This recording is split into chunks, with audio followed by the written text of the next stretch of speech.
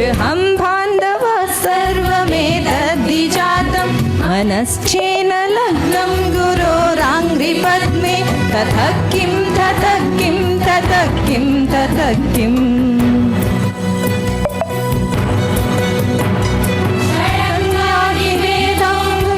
शास्त्रविद्या अनकादिगद्यं सुपद्यं करोति मनश्चेन लग्नं गुरोराङ्घ्रिपद्मे ततः किं ततः किं ततः किं ततः किम्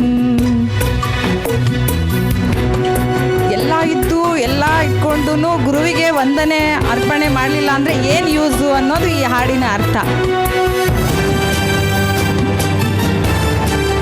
ಗುರುವಿನ ಗುಲಾಮನಾಗುವವರೆಗೂ ವಿದ್ಯೆ ದಕ್ಕದಿಲ್ಲ ಅಂತಾರಲ್ಲ, ಆ ಅರ್ಥದಲ್ಲಿ ಈ ಹಾಡು ಶಂಕರಾಚಾರ್ಯ ಅವರು ಅವರಿಗೆ ಪ್ರಶ್ನೆ ಮಾಡಿದಾಗ ನೀನು ಯಾರು ಅಂದಾಗ ಅವರು ಈ ಉತ್ತರ ಕೊಟ್ಟಿರೋದು.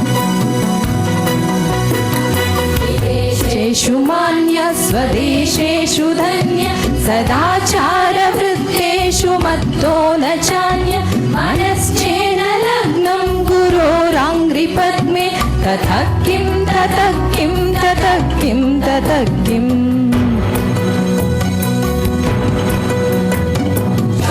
ಮಂಡಲೆ ಭೂಪ ಭೂಪಾಲವೃಂದೆ ಸದಾ ಸೇವಿತಂ ಯಸ್ಯ ಪಾದಾರವಿಂದಂ मनश्चेन लग्नं गुरोराङ्घ्रिपद्मे ततः किं ततः किं ततः किं ततः किम्.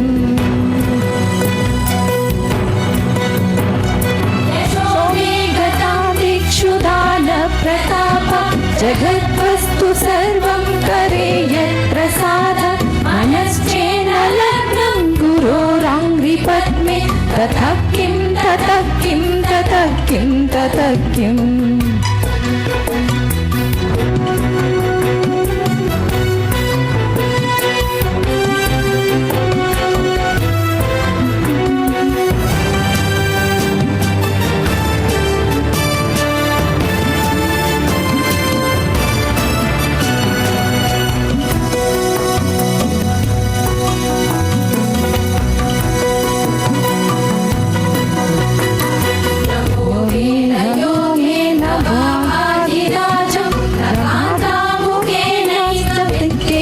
चित्तं मनश्चेन लग्नं गुरोराङ्घ्रिपद्मे ततः किं ततः किं ततः किं ततः किम्. अरण्ये सुवासस्य देहेन कारे मनोहे मनोवर्तते हे त्वनर्ये मनश्चेन लग्नं गुरोराङ्घ्रिपद्मे ततः किं ततः किं ततः किं ततः किम्.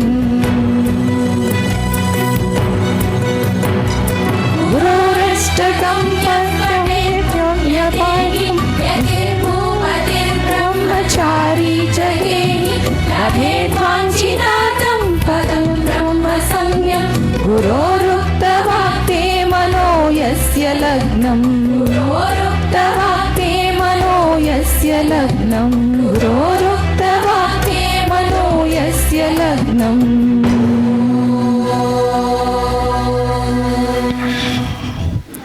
ಜೀವನದಲ್ಲಿ ನಾವು ಏನೆಲ್ಲ ಪಡ್ಕೊಂಡಿದ್ರು ಏನೆಲ್ಲ ಸಾಧಿಸಿದ್ರು ಕಡೆಗೆ ಗುರುವಿನ ಒಂದು ಚರಣ ಆ ಪಾದಕಮಲಕ್ಕೆ ನಾವು ನಮಸ್ಕರಿಸ್ದೇನೆ ಹೋದರೆ, ಅವರಿಗೆ ತಲೆ ಬಾಗ್ದೇನೆ ಹೋದರೆ ಅದು ಸಾರ್ಥಕತೆ ಸಾಧಿಸಿದಾಗೆ ಅಲ್ಲ ಅನ್ನೋ ಅರ್ಥದಲ್ಲಿ ತತಃ ಕಿಂ ಅನ್ನೋದ್ರೆ ಸಂಸ್ಕೃತದಲ್ಲಿ ಏನು ಇದಕ್ಕೆ ಉತ್ತರ ವಾಟ್ ಈಸ್ ದ ಯೂಸ್ ಅಂತ ಕೇಳ್ದಂಗಿದೆ. ಅದಕ್ಕೆ ಈ ಹಾಡನ್ನ ಈ ದಿನ ನಾನು ಹೇಳಬೇಕು ಅಥವಾ ನಿಮ್ಮ ಎದುರುಗಡೆ ಹಾಡಿಸ್ಬೇಕು ಕೇಳಬೇಕು ಅಂತ ಆಗಿದೆ. ತುಂಬಾ ಖುಷಿ ಅನ್ನಿಸ್ತು. I'm mentoring thousands of people, especially the leaders of top organizations like Google.